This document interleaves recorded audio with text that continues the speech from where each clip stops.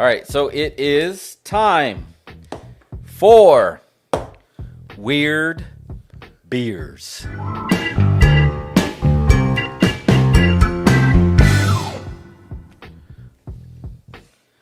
The music was there, just we couldn't hear it. Oh, okay. I was just like, I didn't hear the music, but that's all good. All right. Weird Beers. So we got a special today, I guess, in honor of Cult Classic Convention. We have Trejo's Cerveza. Intro in USA. And if that name sounds familiar, it is because it is from the man, the myth, the legend, the future attendee. Although he's still getting work. He's big. He's not at that convention. Yeah, no, but His career's still going strong. yeah, he's still. Well, we saw him in Boba Fett, right? He's a Rancor trainer. In Boba Bigger than Fett. ever. He's in Star Wars. Yeah, that's it. So you're good, but I did not like. I knew he had Trejo's tacos, but I did not know he had Trejo's Cerveza.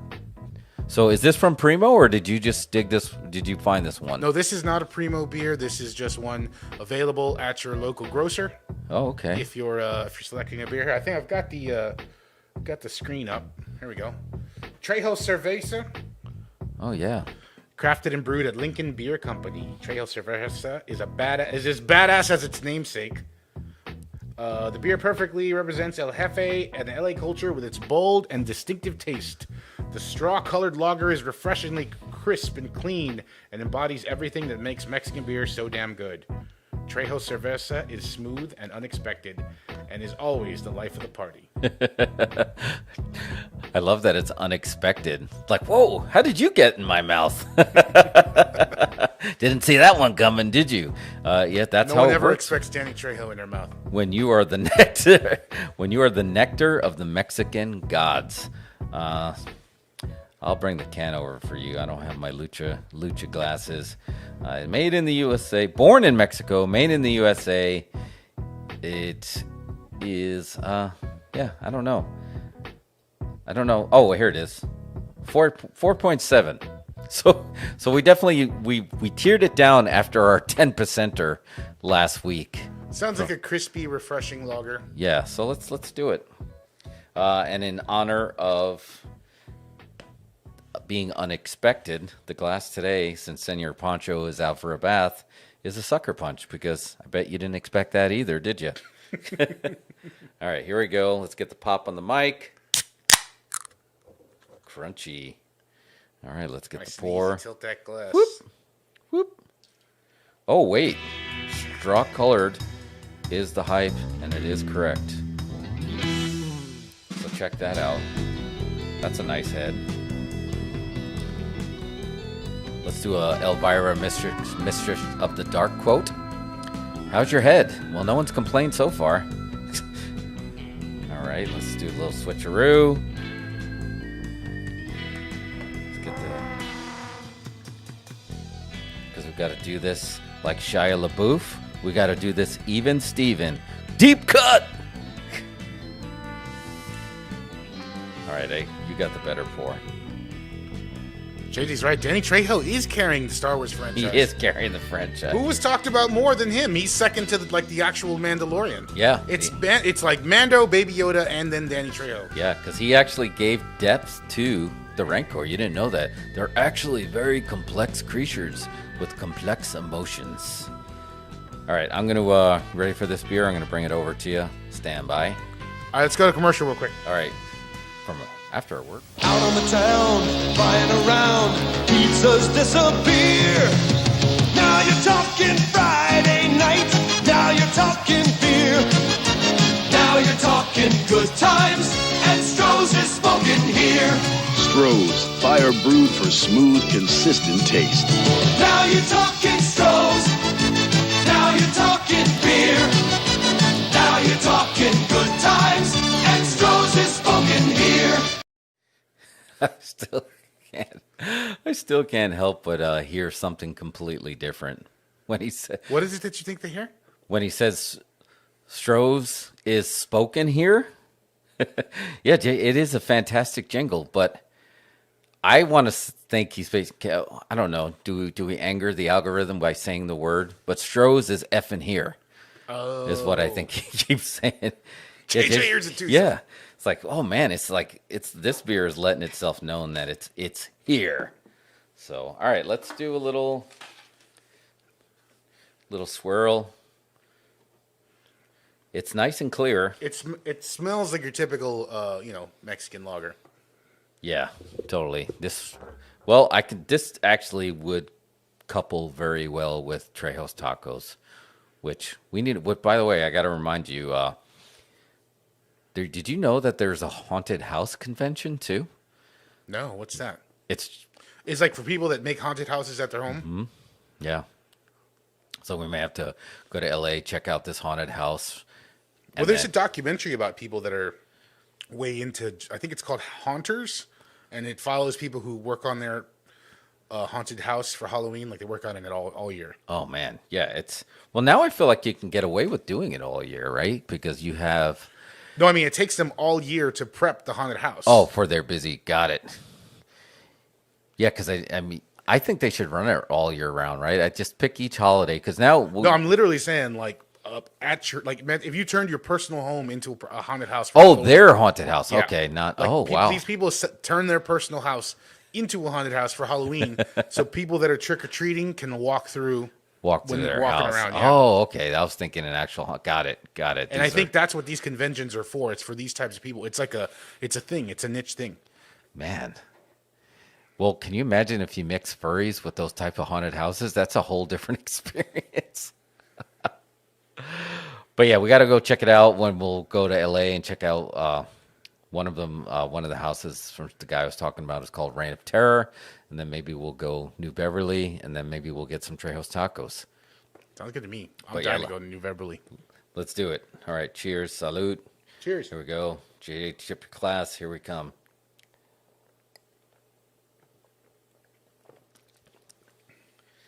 Yeah. Yeah, that's lager. That's a good beer. I mean, it's a good lager. Yeah, that's an easy beer. It's easy. better than easy beer.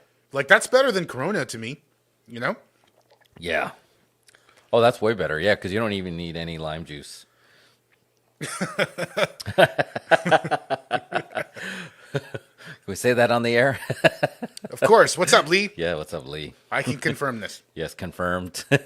We have quorum. Quorum. Yep, we got it. But yeah, this is an easy beer. This is super easy. I feel like we need to go to Guero's right now and get a taco with that. I think that's the closest you can get to a Trejo's taco in town, right? Cerveza, Mexican craft lager. I recommend it. It's good. Drinks a lager drink. Yeah. Drinks a cider drink. And it's like these types of beers are good when you're really thirsty, and you like. It's really good when you have a beer that you can just drink when you're absolutely thirsty. You're not trying to actually get drunk or anything. You know, you just want to quench a thirst. Yeah, no, that is actually that. So check them out. Is it TrejoCerveza.com? Just Google Trejo Cerveza and you'll find it. Made by Lincoln Beer Company. Born in Mexico, brewed in the USA. But it's good because we're heading to Alamo Draft House tonight after this, so it's good that we got a lager in us before we go to see our friend. Let me do a little slide gimmick there.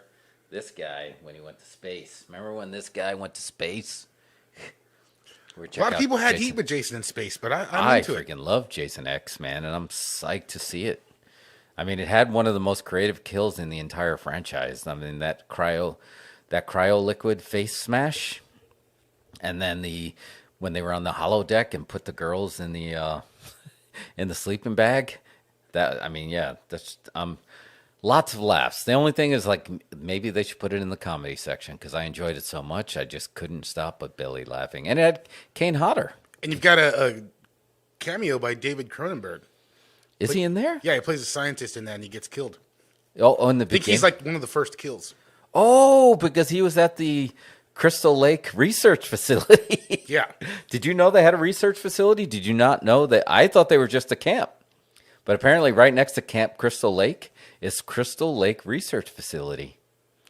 I don't know, the visual of that scene when they finally had him captured and they just had all these chains and he was just hanging there. and the way his eyes were moving back and forth. I thought it was great.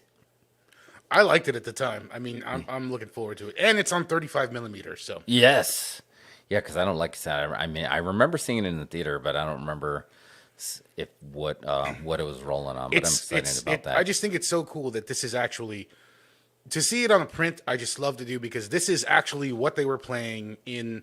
When was this? 1994 or something? 97 when this came out. Oh, But no, this is dude, like- it was later than that, right? Wasn't it like 2001? I don't know. Look it up. Yeah, I think it's 2001. That's my guess. Let's see. Dun, dun, dun. 2001. Oh, you're right. So it's 21 years old. Wow. That is terrifying. That is 2001 and it's that 21 years old. Holy crap. That doesn't feel like that. But you know, the cool thing was at the time I was huge into Quake.